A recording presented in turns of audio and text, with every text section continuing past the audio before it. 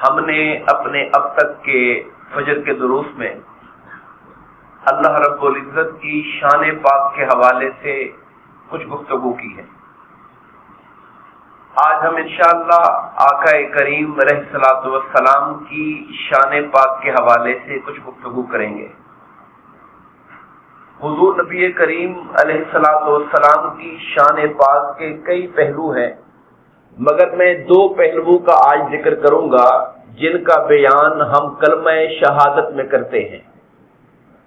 اشہد ان لا الہ الا اللہ وحدہ لا شریک لہ، یہاں اللہ کی شان ہے۔ واشہد ان محمدا عبدہ ورسولہ، اور بے شک میں گواہی دیتا ہوں کہ حضرت محمد صلی اللہ علیہ وسلم اللہ کے بندے اور اس کے رسول ہیں۔ یہ دو پہلو ہیں جن کا تعلق حضور کی ذات کے ساتھ ہے۔ یہاں پر دن دو شانوں کا ذکر ہوا ہے، ان میں ایک ہے عبدہ، آپ اللہ کے بندے ہیں، اور دوسری ہے ورسولہ، آپ اللہ کے رسول ہیں، یعنی شان عبدیت اور شان رسالت۔ شان عبدیت کیا ہے؟ عبد کہتے ہیں بندے کو، عبدیت کہتے ہیں بندگی کو، یعنی اس بات کا اعلان کرنا اور اس بات پر ایمان لانا کہ حضور نبی کریم علیہ الصلوۃ والسلام اللہ کے بندے ہیں، اور اس بات کی بھی گواہی دینا اور اعلان کرنا کہ آپ صرف بندے نہیں بلکہ اللہ کے رسول ہیں۔ یہ دو پہلو ہیں جن کو سمجھنے میں انسانی طبقات نے غلطیاں کھائیں، ٹھوکریں کھائیں۔ وہ کون سے طبقات تھے جو غلطیاں اور ٹھوکریں کھا بیٹھے؟ ان کا ذکر کرنے سے پہلے میں چاہتا ہوں کہ عبدیت اور رسالت کا کانسیپٹ آپ کو کلیئر ہونا چاہیے۔ عبدیت پر ایمان کیوں لاتے ہیں؟ یہ ایمان لانا کیوں ضروری ہے کہ آپ اللہ کے بندوں میں سے ایک عبد مقرب ہیں، ایک عبد محبوب ہیں، عبد معزون ہیں؟ یہ ایمان لانا اس لیے ضروری ہے تاکہ آپ کی شانوں کو، آپ کے کمالات کو، آپ کے معجزات کی عظمت کو دیکھ کر کوئی آپ کو خدا نہ بنا بیٹھے، کوئی آپ کو اللہ کا بیٹا نہ کہہ بیٹھے، اللہ کی شان کے اندر شریک نہ کر بیٹھے۔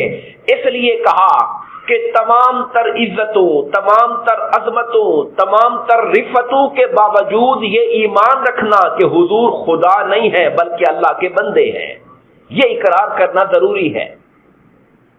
اور دوسرا پہلو جو ہے جس میں ورسولہ کا لفظ ہے کہ آپ اللہ کے رسول ہیں، اس میں یہ بتلانا ضروری ہے کہ لوگوں، حضور نبی کریم علیہ الصلوۃ والسلام کے ظاہر کو دیکھ کر کہ آپ تمہارے اندر رہتے ہیں، آپ بھی کھاتے ہیں، پیتے ہیں، بازاروں گلیوں میں چلتے ہیں، شرب و نوش فرماتے ہیں، شادیاں کی، اولادیں ہوئیں، آپ بھی جنگوں میں جہاد فرماتے تھے، زخم لگتا تو خون بہتا تھا، گرمی ہوتی تو پسینہ آتا تھا۔ یہ چیزیں دیکھ کر کہیں اس دھوکے میں نہ پڑ جانا کہ آپ ہمارے جیسے بندے ہیں، یہ خیال دماغ میں مت لانا، ایمان رکھنا کہ آپ محض بندے نہیں ہیں بلکہ اللہ کے رسول بھی ہیں آپ۔ یہ دونوں باتوں کو بیلنس کرنا اور ان دونوں باتوں پر ایمان رکھنا، یہ ایمان کی بنیادی شرط ہے۔ کوئی اسلام میں داخل نہیں ہو سکتا جب تک ان دو باتوں کو مانے گا نہیں، اسلام میں داخل نہیں ہو سکتا۔ کلمہ شہادت ہی پڑھایا جاتا ہے جب کسی کو مسلمان کیا جاتا ہے۔ یہ جو دو باتیں ہیں، عبدیت اور رسالت، میں نے جیسا کہ آپ کے سامنے عرض کر دیا کہ عبدیت کا پہلو وہ ہوتا ہے جس میں آپ کہ ہمارے سامنے آپ کی ذات کی، آپ کی زندگی کے وہ پہلو آتے ہیں جن میں آپ لوگوں کے مماثل اور مثل نظر آتے ہیں، اور رسالت کا پہلو وہ ہوتا ہے جس میں آپ کی عظمت اور کمال کا پہلو نظر آتا ہے۔ لوگوں سے یہ کہا جا رہا ہے کہ یقیناً آپ اللہ کے بندوں میں سے ایک بندے ہیں، مگر آپ کو خالی عبد نہ سمجھنا، اس لیے کہ عبد دیگر، عبدہ چیزیں دیگر، عبد اور ہوتا ہے، اور جو اللہ کا خاص بندہ عبد ہوتا ہے وہ اور ہوتا ہے۔ جو خالی عبد تھا حضرت موسیٰ علیہ السلام کی شکل میں انتظار اور التجا کرتا رہا کہ باری تعالیٰ مجھے اپنا دیدار کرا، جواب آیا کہ آپ نہیں کر سکتے۔ اور جو عبد تھے، اللہ کے عبد خاص تھے، ان کو آسمان سے جبرائیل کو بھیج کر ملاقات کے لیے بلوایا گیا تھا۔ یہ فرق ہے، عبدیت کے اندر فرق ہے۔ اور دوسری بات یہ ہے کہ جو ظاہراً عبدیت کی باتیں ہیں، جو دکھاوے کی چیزیں، آپ بھی کھانا کھاتے تھے، ہم بھی کھانا کھاتے تھے، مگر ہمارے کھانے اور حضور کے کھانے کو دیکھ کر کہیں برابری کا خیال لے کر نہ آنا۔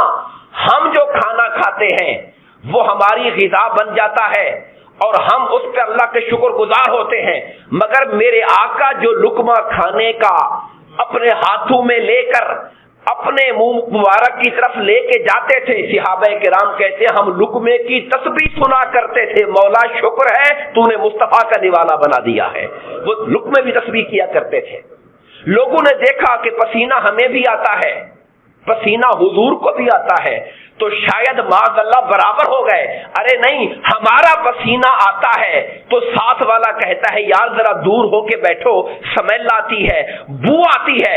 میرے مصطفیٰ کا پسینہ وہ تھا کہ میرے آقا کے پسینہ مبارک سے مشک و عنبر سے بڑھ کر خوشبو آیا کرتی تھی، اور آقا جس گلی سے گزر جاتے تھے پتہ نہیں پوچھنا پڑتا تھا، گلی کی خوشبو بتاتی تھی مصطفیٰ ادھر سے ہو کر گزرے ہوں گے۔ تو ظاہری چیزیں بھی اگر نظر آتی تھیں مگر ان کے اندر بھی کوئی مماثلت نہیں تھی۔ حاضرین محترم، حضور نبی کریم علیہ الصلوۃ والسلام کو اللہ رب العزت نے عبدیت کا ذکر بھی قرآن میں کیا، جب یہ فرمایا کل انما انا بشر مثلکم، اے نبی آپ اعلان کر دیجئے لوگوں میں تمہارے جیسا انسان ہوں، مگر ساتھ ہی خدا کا طریقہ یہ ہے، اللہ تعالیٰ کبھی اکیلی عبدیت اور مثلیت کی بات نہیں کرتا۔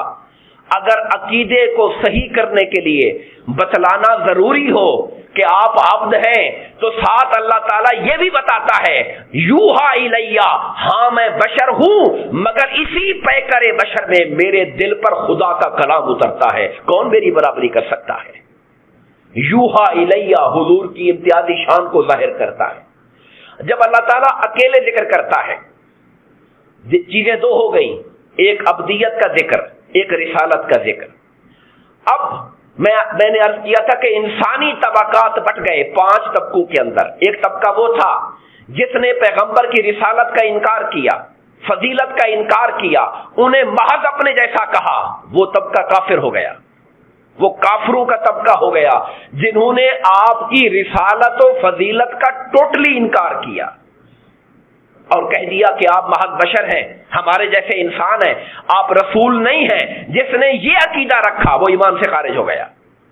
اور ایک طبقہ وہ ہو گیا جس نے رسولوں میں سے عبدیت کو نکال دیا، انہیں یعنی عبدہو والا عقیدہ نکال کر صرف ان کو رسول مانا اور اللہ کے ساتھ ملا دیا، وہ مشرک ہو گئے، ان کا طبقہ شرک میں چلا گیا۔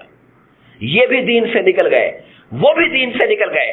تیسرا طبقہ وہ ہوا جس کے بارے میں قرآن نے کہا لا الہ ہؤلاء ولا الہ ہؤلاء، نہ وہ ادھر کے تھے نہ وہ ادھر کے تھے، ڈاماڈول تھے، نہ وہ یہاں کلیئر تھے نہ وہ یہاں کلیئر تھے، مذبذب حیران پھر رہے ہیں۔ چوتھا طبقہ وہ ہے جسے ہم کہتے ہیں جو بد مذہبوں کا طبقہ ہے، جو گمراہی کا شکار ہو گئے شان رسالت آپ کو سمجھنے میں۔ وہ طبقہ وہ ہے جو حضور کی رسالت کا، فضیلت کا، عظمت کا انکار نہیں کرتا، مگر تقریریں جب کرے گا، خطاب جب کرے گا، گفتگو جب کرے گا، کتابیں جب لکھے گا تو حضور کی عبدیت کی، مثلیت کی، برابری کی باتیں کرے گا۔ یہ وہ طبقہ ہے جس نے اگرچہ فضیلت کا انکار نہیں کیا لیکن زور سارا کا سارا برابری پہ دیتا رہتا ہے۔ ہماری نگاہ میں یہ بھی حق سے دور ہے، اور اہل سنت والجماعت اور اہل محبت کا عقیدہ یہ ہے کہ ہم مانتے ہیں کہ حضور اللہ کے بندے ہیں، हम मानते हैं अल्लाह पाक ने आपको पैकर बशर बना के भेजा। हमारा ईमान है कि हुजूर नबी करीम अलैहिस्सलातु वस्सलाम जो इंसानी तकाज़े हैं, बशरी तकाज़े हैं, वो आका करीम अलैहिस्सलातु वस्सलाम की जिंदगी का हिस्सा बनते थे। लेकिन ईमान के बावजूद हमारी जिंदगी का सारा जोर, हमारी तकरीरें, हमारे वाद, हमारी नसीहत, हमारा खिताब, हमारी किताबें सारी की सारी हुजूर की शान के बयान के अंदर होती है। ये अहले सुन्नत वल जमात का अकीदा और सोच है कि अब्दियत और मिसलियत का इनकार नहीं है, उसका इनकार करेंगे तो कुफ्र में चले जाएंगे, उसको मानते हैं। मगर जोर अब्दियत पर नहीं, जोर हुजूर की रिसालत पे दिया जा रहा है, जोर मिसलियत पर नहीं, जोर मुस्तफा की फजीलत पे दिया जा रहा है। और यही तरीका अल्लाह रब्बुल इज्जत का कुरान के अंदर है। अल्लाह पाक ने जहां लोगों के ईमान और अकीदे को संवारना था वहां जिक्र किया हुजूर की अब्दियत का, मगर अल्लाह ने जब भी अकेला और तन्हा जिक्र किया तो हुजूर की शानों का जिक्र किया। पूरा कुरान उठा के पढ़ लीजिए, इन्ना आतैना कल कौसर हुजूर की शान का जिक्र है। वरफाना लका जिक्रक मुस्तफा की अजमत और रिफत जिक्र का जिक्र है। वमा अरसलनाका इल्ला रहमतल लिल आलमीन हमने सब जहानों के लिए रहमत बना के भेजा। मुस्तफा की फजीलत का जिक्र है, इन्ना अरसलनाका शाहिदन व मुबश्शिरन व नज़ीरा व दाइयन इलल्लाहि बिइज़्निही व सिराजम मुनीरा। अल्लाह ने जब भी जिक्र किया हुजूर का तो हुजूर की अजमत और कमालात का जिक्र किया, ताकि लोगों को पता चले अल्लाह जिसको रसूल बना के भेजता है तो फिर ऐसी शानें दे के भेजा करता है। अल्लाह तबारक व तआला हमें सही और दुरुस्त जो फिक्र है दीन की उसको समझने और उसी को आगे पहुंचाने की तौफीक अता फरमाए। आमीन।